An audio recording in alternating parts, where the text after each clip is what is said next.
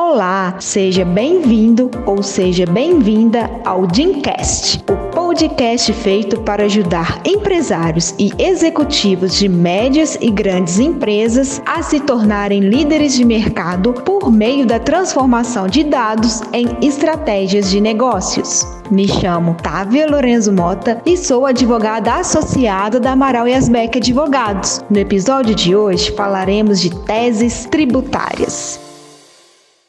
Não é novidade que a carga tributária no Brasil é elevada, fazendo com que a situação dos contribuintes seja, de certa forma, desfavorável. Junta-se a isso uma legislação tributária complexa, confusa e de difícil interpretação, que apresentam mudanças constantes de execução. De acordo com o IBPT, este é o panorama de nossa legislação tributária em um estudo publicado no ano de 2020. Em média, são editadas 800 normas por dia útil, sendo mais de 2 normas tributárias por hora, gastando as empresas cerca de, pasmem, 162 bilhões de reais por ano para acompanhamento das legislações tributárias com pagamento de pessoal, sistemas e equipamentos. Assim, a correta tributação está diretamente ligada à saúde financeira do negócio. Medidas para evitar o pagamento de determinado tributo ou conseguir sua redução devem ser adotadas pelos empresários.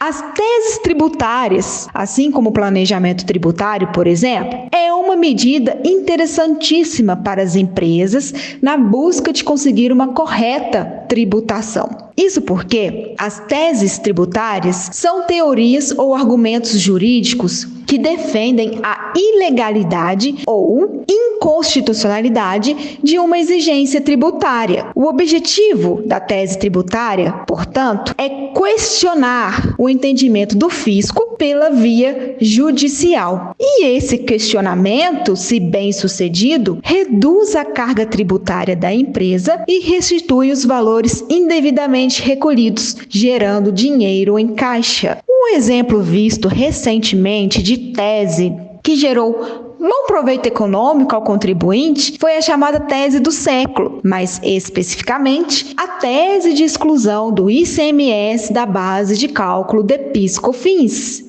Aproveitando-se deste exemplo, é necessário o empresário se atentar para o fato de que cada vez mais é importante não deixar para depois o ajuizamento da tese. A data de ajuizamento da ação judicial pode deixar o contribuinte a salvo da possível modulação de efeitos da decisão dos tribunais superiores, potencializando o alcance da recuperação pretérita e da economia presente e futura. Quanto ao custo-benefício, o ajuizamento da tese tributária é relativamente barato, visto que, impetrando-se mandado de segurança, não há risco de pagamento de honorários de sucumbência, somente de custas judiciais. E, se comparado a essa despesa, o potencial ganho é enorme e pode fazer a empresa receber uma vultuosa quantia. As teses tributárias levam em conta o regime de tributação, o setor e a quantidade de funcionários da empresa. Assim, um prévio exame da atividade comercial do contribuinte fará com que se elenque as melhores oportunidades para a redução de sua carga tributária. Porém, em panorama geral, vou apontar aqui 3 teses tributárias que há grandes chances de serem bem-sucedidas para você, empresário, já desejar ajuizá-las, caso ainda não tenha feito. 1. Exclusão do PIS/COFINS de sua própria base de cálculo. 2. Limitação da base de cálculo das contribuições de terceiros para 20 salários mínimos. E 3. Exclusão do ISS sobre a base de cálculo de PIS/COFINS.